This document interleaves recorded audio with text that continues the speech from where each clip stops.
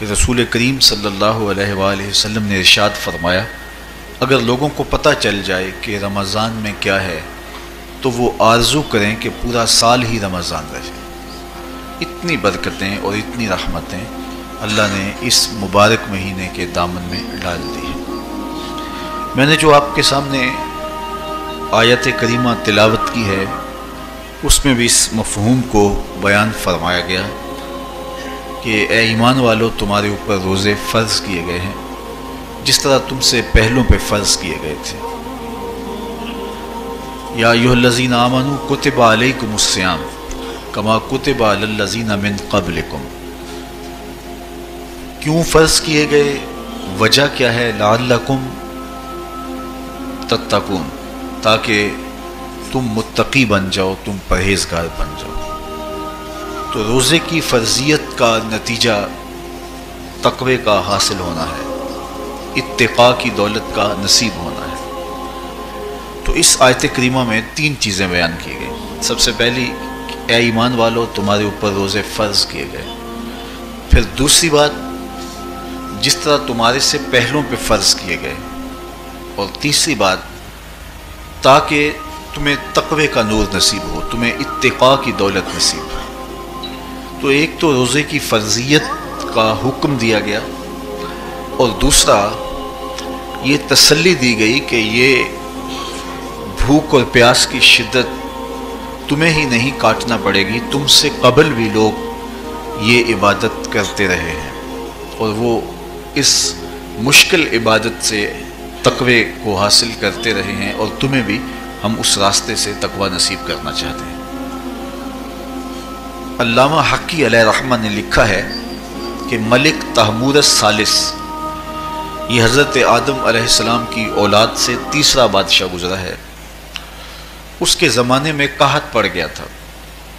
تو اس نے اپنی قوم کو یہ حکم دیا کہ ایک وقت کا کھانا آپ کھا لیں اور ایک وقت کا کھانا بچائیں اور وہ قحط زدہ علاقوں میں بھیجیں۔ تو قوم نے اس حکم کو بصر و چشم قبول کیا اور ایک وقت کا فاقہ کاٹ کے اپنے ان بھائیوں کے لیے وہ کھانا بھیجتے جو قحط میں مبتلا تھے۔ قوم کی یہ ادا اللہ کو پسند آ گئی اور وقت کے نبی پر وحی کی گئی کہ تمہارے اس عمل کو ہم عبادت قرار دیتے ہیں۔ تو حضرت آدم علیہ السلام کے بعد متصل ہی یہ عبادت فرض کی گئی، اور پھر جتنی بھی ملتیں، قومیں اور امتیں آئیں ان میں روزے کی تحسین کی گئی اور روزے کی تلقین کی گئی۔ پرانی جتنی بھی کتابیں ہیں، اناجیل ہیں، تورات ہے، اس میں روزہ داروں کی تعریف موجود ہے۔ اور حضور علیہ السلام جب اس دنیا پہ تشریف فرما ہوئے تو آقا کریم روزے کی فرضیت سے پہلے بھی روزے رکھتے تھے۔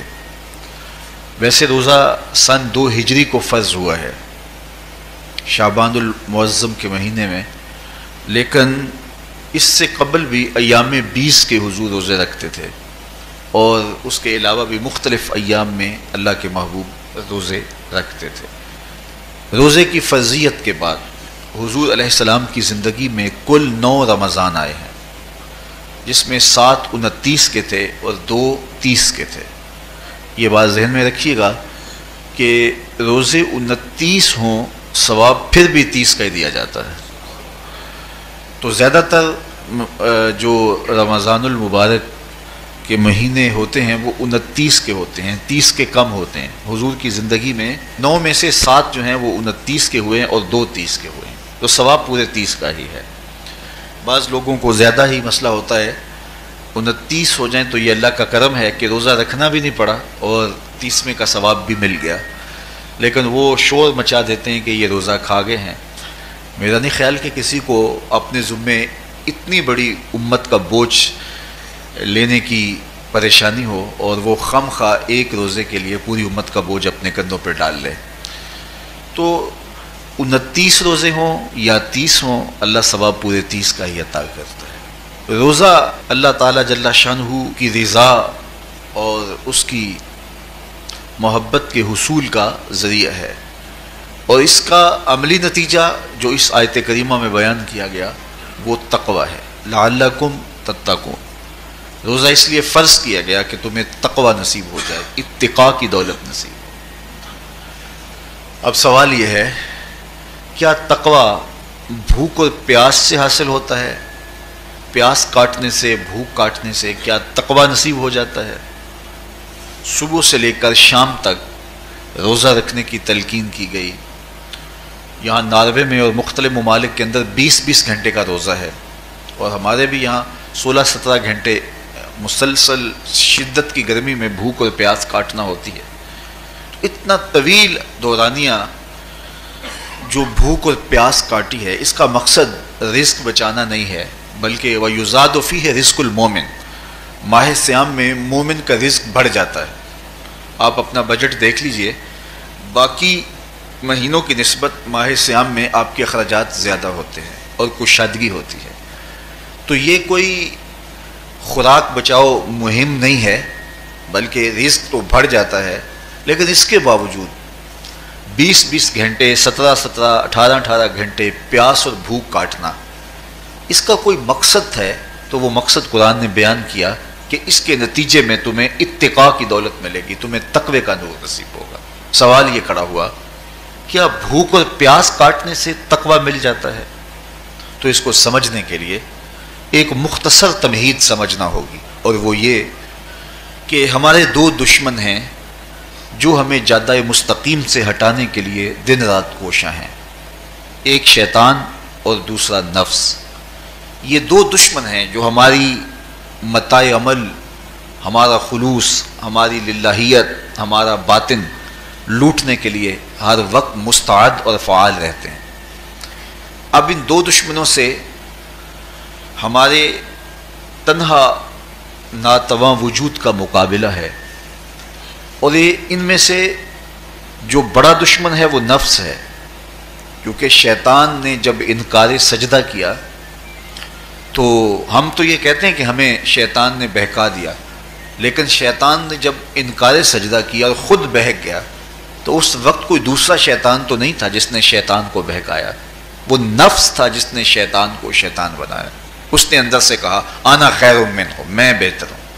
تو یہ انانیت جو تھی، انا خیر منہ، اس نے اس کو بہکایا. تو شیطان کو شیطان بنانے والا نفس ہے.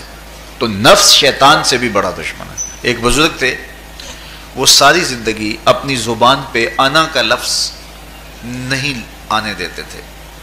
اس مفہوم کو بیان کرنا ہوتا تو وہ الفاظ دیگر بیان کرتے. میں کا لفظ، انا کا لفظ وہ اپنی زبان پہ ساری زندگی انہوں نے جاری ہی نہیں ہونے دیا. کہتے تھے اس لفظ نے شیطان کا بیڑا غرق کر دیا، تو میں یہ لفظ زبان پہ آنے نہیں دوں گا. اچھا، بندے بھی بڑے عجیب ہوتے ہیں. کسی نے کہا لو لو، ان کی زبان پہ یہ لفظ آتا کیوں نہیں؟ میں جاتا ہوں اور ان کی زبان پہ یہ لفظ آئے ہی آئے. چلے گئے. بزرگ تشریف فرما تھے، نماز کا وقت قریب ہو رہا تھا. حضرت ایک مسئلہ پوچھنے آیا ہوں. کہا پوچھیے. شیطان کو کس چیز نے برباد کیا؟ حضرت آپ تو بولیں گے کہ میں نے، آنا نے. تو کہوں گا جیسے بھی ہوا ان کے زبان پہ لفظ میں تو آ ہی گیا نا. تو وہ بزرگ بھی بڑے سیانے تھے، اس کی نیت کا کھوٹ سمجھ گئے. فرمانے لگے بیٹا نماز کا وقت ہو گیا ہے، نماز پڑھ لیتے ہیں پھر اس پہ بات ہوتی ہے. نماز ہوئی، سلام پھرا تو خود ہی فرمانے لگے کسی نے کہا تھا کہ شیطان کو کس چیز نے برباد کیا؟ جواب دینا چاہ رہا ہوں. کس نے پوچھا تھا؟ جھٹ کھڑا ہو گیا. میں نے. کہا اسی چیز نے اس کا بیڑا غرق کر دیا. تو جو نفس تھا وہ شیطان کو شیطان بنانے والا ہے. تو ہمارے ساتھ نفس بھی لگا ہوا ہے، ہمارے پیچھے شیطان بھی لگا ہوا ہے. شیطان بھی بڑا مکار دشمن ہے، چھوٹا دشمن یہ بھی نہیں ہے. یہ ہماری متاع عزیز کو، متاع ایمان کو، متاع عمل کو، متاع خلوص کو لوٹنے کے لیے دن رات مستعد اور فعال رہتا ہے. اللہ کے محبوب نے فرمایا الشیطان جاسم علی قلب ابن آدم فاذا ذکر اللہ خانسہ واذا غفل وسوسہ. شیطان اولاد آدم کے دل پہ قبضہ جما کے بیٹھ جاتا ہے. جب یہ اللہ کا ذکر کرتا ہے تو بھاگ جاتا ہے، اور جب یہ اللہ کے ذکر سے غافل ہوتا ہے تو یہ وسوسہ اندازی کرتا ہے. تو شیطان اولاد آدم کے دل پہ قبضہ جماتا. اسے پتہ ہے کہ دل قابو میں آ گیا تو پورا بدن قابو میں آ گیا، چونکہ میرے اعضائے بدنیاں میرے دل کے تابع ہیں. موسم اچھا ہے، رت سہانی ہے، صحن چمن میں پھول کھلے ہیں، لیکن میرا دل نہیں چاہ رہا تو ٹانگیں جنبش ہی نہیں کریں گی. مرغن غذائیں سامنے پڑی ہیں اور آپ کا تقاضا ہے کہ جناب لے لیجئے، لیکن میرا جی نہیں چاہے گا تو ہاتھ جنبش نہیں کریں گے۔ آسمان ستاروں اور کہکشاؤں سے بھرا ہوا ہے، جی نہیں چاہے گا تو نظر نہیں اٹھے گی۔ آپ سماعتیں بچھائے بیٹھے تھے، جی نہیں چاہے گا زبان نہیں بولے گی۔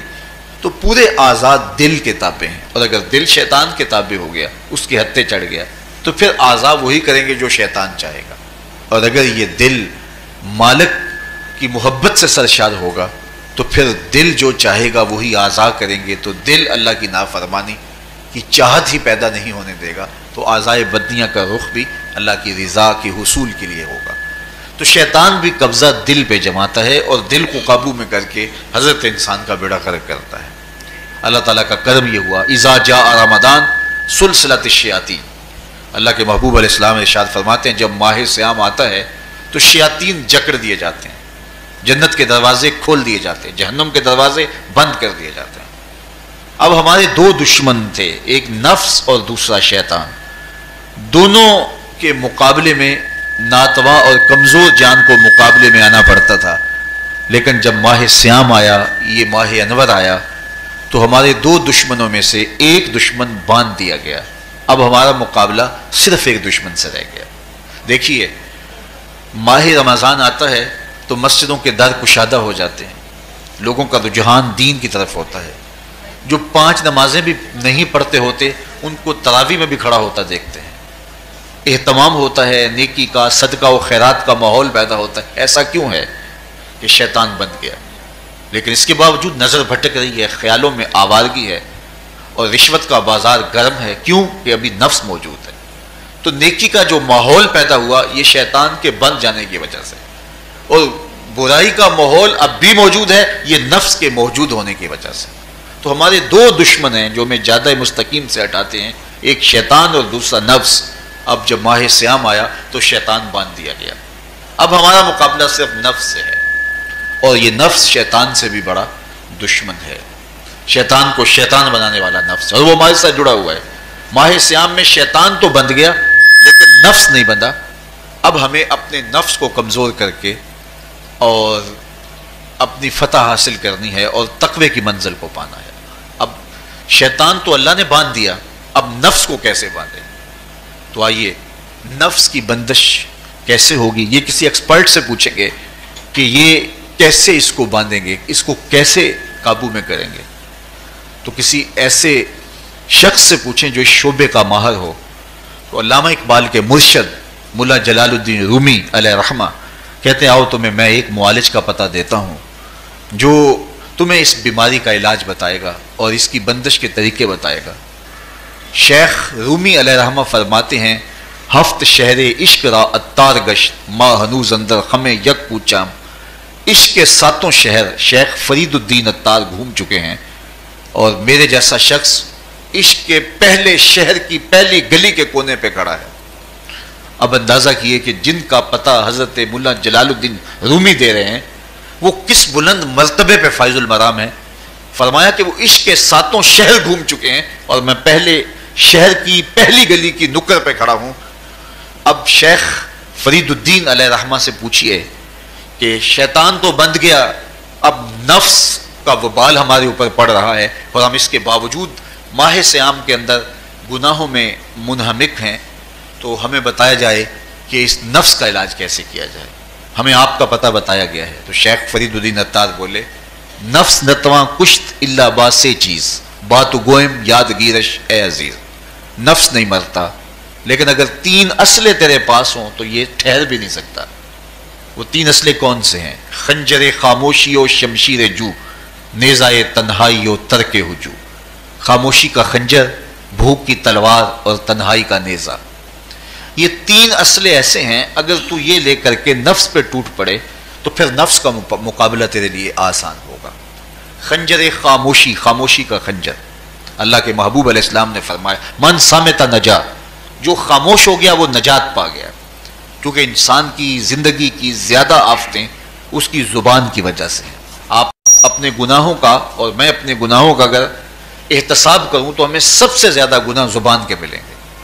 آنکھیں بھی گناہ کرتی ہیں، ہاتھ بھی گناہ کرتے ہیں، پاؤں بھی گناہ کرتے ہیں، لیکن سب سے زیادہ گناہ زبان کرتی ہے۔ جھوٹ بھی بولتی ہے، غیبت بھی کرتی ہے، شکوہ بھی کرتی ہے، گالی سب و شتم اور کیا کچھ زبان کے گناہ ہیں۔ اسی لیے اللہ کے محبوب نے فرمایا جو تمہارے دو جبڑوں کے درمیان ہے یعنی زبان اور دو ٹانگوں کے درمیان ہے تمہاری پارسائی کی جگہ، تم ان دو چیزوں کی مجھے ضمانت دے دو، میں محمد تمہیں جنت کی ضمانت دے دیتا ہوں۔ تو انسان کے سب سے زیادہ گناہ زبان کے ہیں اور اس کی پارسائی کی جگہ کے۔ تو اس لیے میرے حضور نے فرمایا من صمت نجا، جو خاموش ہو گیا وہ نجات پا گیا۔ خنجر خاموشی، خاموشی کا خنجر نفس کشی کا ایک مؤثر ذریعہ ہے۔ اور دوسری بات وشمشیر جو، اور بھوک کی تلوار، تو بھوک سے نفس کا مقابلہ کیا جا سکتا ہے، بھوک کی تلوار سے نفس کا سر کاٹا جا سکتا ہے۔ اللہ کے محبوب کا فرمان سنیے، یا معاشر الشباب من استطاع منکم الباء فلیتزوج فإنه اغض للبصر واحسن للفرج فمن لم يستطع فعليه بالصوم فإنه له وجاء۔ اے جوانوں کے گروہ، تم میں سے اگر کوئی نکاح کرنے کی طاقت رکھتا ہے تو وہ دیر نہ کرے، فی الفور نکاح کر لے، یہ نظر کا اور پارسائی کا محافظ ہے۔ لیکن اگر تم میں سے کوئی نکاح کرنے کی فی الحال پوزیشن میں نہیں ہے تو وہ کثرت کے ساتھ روزے رکھے۔ روزے قاطع شہوات ہیں، تو بھوک سے نفس کو جو ہے وہ روکا جا سکتا ہے، اس کو لگام ڈالی جا سکتی ہے۔ تیسری بات نیزہ تنہائی، تنہائی کا نیزہ، تو فرمایا گیا کہ العافیت فی العزلہ، کہ تنہائی کے اندر ہی عافیت ہے۔ جب مجلسوں میں غیبت کی بدبو پھیلتی ہو اور چغلی کا ماحول معاشرے کا جزو لا ینفک بن جائے اور مجالس کے اندر نظروں کی پاکیزگی کا قائم رہنا مشکل ہو جائے اور انسان کی زندگی کے اندر گناہوں کا بہت بڑا سبب مجلسی زندگی ہو تو پھر اس سے تنہائی بہتر ہے۔ حضرت شاہ نقشبند بخاری فرماتے ہیں کہ فقیر کے لیے سب سے اچھی جگہ اللہ کا گھر مسجد ہے، یا کسی کامل صالح شخص کی صحبت ہے، اور یا پھر تنہائی ہے۔ چوتھی جگہ ہلاکت کے علاوہ اور کچھ نہیں ہے۔ ہمیں اپنے کاروبار میں، اپنے معاملات میں، اپنی ملازمتوں میں جانے کی تلقین کی گئی تو وہاں یہ تلقین کی گئی کہ دیر سے جاؤ جلدی واپس آ جاؤ، اور مسجد میں جاتے ہوئے تلقین کی گئی کہ جلدی جاؤ اور دیر سے واپس آؤ۔ لیکن ہم مسجد کے دروازوں پہ جب دور موجود میں رش دیکھتے ہیں کہ لوگ بہت جلدی نکلنا چاہتے ہیں، حتیٰ کہ کندھوں سے کندھے ٹکرا رہے ہوتے ہیں کہ جلدی سے باہر نکل جائیں، حالانکہ وہ عافیت کی جگہ ہے، 2 منٹ زیادہ بھی ہو جائیں تو کوئی حرج نہیں ہے۔ اور ایسے لوگوں کو بھی نکلنے میں جلدی کرتے ہوئے دیکھا ہے کہ لگتا تو یہ تھا کہ شاید انہوں نے کسی ضروری کام پہ جانا ہے، لیکن باہر نکل کے بازار میں پھٹے پہ بیٹھے تھے اور مسجد سے نکلنے کی جلدی بہت تھی۔ تو مسجد میں جلدی جاؤ اور دیر سے واپس آؤ، اور بازار میں دیر سے جاؤ اور جلدی واپس آؤ، لیکن ہمارے رویے اس کے برعکس ہو گئے۔ تو تنہائی میں عافیت ہے، خاموشی میں عافیت ہے، اور بھوک میں عافیت ہے، اور یہ ساری چیزیں روزے میں میسر ہیں۔ فرمایا تم سے اگر کوئی شخص الجھے، بحث کرے، لڑائی کرنا چاہے تو تم اسے کہو انی صائم، میں نے روزہ رکھا ہوا ہے۔ اسی طرح جو ہے وہ روزے سے آپ کو یکسوئی ملے گی، قرآن مجید کی تلاوت کا ماحول ہوگا اور تم بھوک کاٹو گے، اور یہ تینوں چیزیں تمہارے نفس کو کمزور کرنے والی ہیں۔ شیطان بند گیا، نفس کمزور ہو گیا، اور جب نفس کمزور ہو گیا، کمزور ہوتا ہے، یہ نفس مرتا نہیں ہے۔ یہ تو کوئی ہے باج فقیراں کسے نہیں ماریا، باہو ظالم چور اندر دا، یہ اندر والا چور جو ہے وہ اتنی آسانی سے قابو آتا ہی نہیں ہے، یہ پھر سر اٹھا لیتا ہے۔ اس کو جتنا کچلو، یہ کچھ عرصے کے بعد تھوڑی سی خوراک ملتی ہے تو پھر سر اٹھا لیتا ہے۔ حضرت باجید بستامی کہتے ہیں میں نے اپنے نفس کو ایک دن کہا کہ میں تجھے خوراک بھی نہیں دیتا اور تو پھر بھی موٹا تازہ ہے، تو میرے نفس نے مجھے کہا کہ اے بایزید جب تم بازار سے گزرتے ہو تو لوگ انگلیاں اٹھا اٹھا کہتے ہیں یہ بایزید جا رہا ہے، یہ بایزید جا رہا ہے، تو مجھے میری غذا اور خوراک اس سے مل جاتی ہے۔ تو یہ خوراک ہوتی ہے نفس کی۔ تو نفس بہت ظالم ہے اور ساری زندگی اس سے لڑتے ہوئے گزرتی ہے۔ وہ کسی نے کہا تھا نا تمام عمر طوفان سے کھیلتے گزری، نیا کے ڈوبنے کا ڈر بھی رہا۔ تو یہ ساری زندگی اس طرح ٹکراتے ہوئے سے گزرتی، لیکن جب کمزور ہو جائے تو پھر یہ شیطان کو جو ہے وہ موقع نہیں دیتا ہے۔ لیکن اگر نفس اگر ماہ صیام میں ہمارا کمزور نہ ہوا، صرف ہم نے بھوک ہی کاٹی اور باقی اپنے معمولات وہی رکھے، تو میرے حضور نے فرمایا جس نے جھوٹ اور برے کام نہیں چھوڑے اور جھوٹے کام ترک نہیں کیے، اس کے بھوکا اور پیاسا رہنے کی اللہ کو کوئی ضرورت نہیں ہے۔ روزہ تو ایک مشق تھی، یہ تو باطن کی تطہیر کا ایک ذریعہ تھا، یہ تو من کی تہذیب کا ایک ذریعہ تھا، یہ تو نفس کی شر سے اپنے آپ کو بچانے اور شیطان کے مکر و فریب سے بچانے کا ایک ذریعہ تھا۔ دیکھیے شیطان بن جاتا ہے ماہ صیام میں، حدیث واضح ہے، لیکن نفس موجود رہتا ہے۔ اگر نفس کمزور ہو گیا تو شیطان چھٹ کے بھی کچھ نہیں کرے گا، کیونکہ شیطان باہر کا دشمن ہے، نفس اندر کا دشمن ہے۔ جب تک اندر والا دشمن ساتھ نہیں دیتا، باہر والا دشمن کچھ نہیں کر سکتا۔ ہمارے دیہاتوں میں چوری ہو جائے تو بوڑھے بزرگ سر جوڑ کے بیٹھ جاتے ہیں کہ چور کہاں سے آیا، کیسے آیا، تو ایک نقطے پہ سارے متفق ہوتے ہیں کہ اندر کا کوئی بھیتی ضرور موجود ہے۔ اگر اندر کا کوئی بھیتی موجود نہیں ہے تو چور باہر سے آ کے حملہ آور ہو ہی نہیں سکتا ہے۔ تو شیطان باہر کا چور ہے، نفس اندر کا بھیتی ہے، اور اگر یہ اندر والا باہر والے کا ساتھ نہ دے تو شیطان انسان پر حملہ آور ہو ہی نہیں سکتا۔ اس لیے اس کو قابو کر لیں، اس کو رام کر لیں، تاکہ شیطان چھٹنے کے باوجود بھی جو ہے وہ ہمارے اوپر حملہ آور نہ ہو سکے۔ ورنہ وہ تو پیچ و تاب کھا رہا ہے کہ یہ جو تم نمازیں پڑھتے ہو، سروں پہ ٹوپیاں تم نے پہنی ہیں اور بڑے شریف بن کے مسجد میں جا رہے ہو، ذرا چھٹ لوں عید کے دن ہی جو ہے وہ تمہارا سارا کیا دھرا برباد نہ کیا تو مجھے شیطان نہ کہنا۔ تو وہ سب کچھ برباد کر دیتا ہے اگر ہمارے نفس کی تہذیب نہیں ہوتی۔ تو یہ اللہ نے ایک ہمیں موقع دیا ہے، پورا ایک مہینہ ہے، ایک ورکشاپ ہے باطن کی تطہیر کے لیے، اور ایک اندر کی پاکیزگی کے لیے ہمیں ایک موقع فراہم کیا گیا ہے، اور اس سے ہم بھرپور فائدہ حاصل کریں۔ قرآن مجید کی کثرت کے ساتھ تلاوت، صلاۃ التراویح میں شمولیت، اور خاموشی کا اختیار کرنا، اور جو ہے وہ اللہ کے ذکر فکر کی طرف متوجہ رہنا اور بھوک کاٹنا، اس کا عملی نتیجہ یہ ہوگا کہ اتقاء کی دولت نصیب ہوگی۔ دیکھیے ماہ صیام میں ہمیں ان کاموں سے بھی روک دیا گیا جو کہ کام جائز تھے، کھانا پینا اور جو ہے وہ اپنی منکوحہ سے جنسی تعلق، یہ تو وہ امور تھے کہ جو جائز تھے، مشروع تھے، لیکن اوقات روزہ میں ان جائز کاموں سے بھی ہمیں روک دیا گیا۔ اس فلسفے کو ہمیں سمجھنا ہوگا کہ جو کام شریعت میں جائز تھے، مشروع تھے، روزہ ان سے بھی رک جانے کا نام ہے، اور جو چیزیں شریعت میں جائز ہی نہیں ہیں، جھوٹ بولنا ہے، غیبت کرنا ہے، بد نگاہی ہے، اور دیگر برے اعمال ہیں، تو یہ چیزیں تو روزہ نہ بھی ہو پھر بھی ناجائز ہیں۔ تو جو چیزیں جائز تھی روزے میں ان سے بھی منع کر دیا گیا، اور جو چیزیں ناجائز ہیں تو اگر کوئی شخص ان چیزوں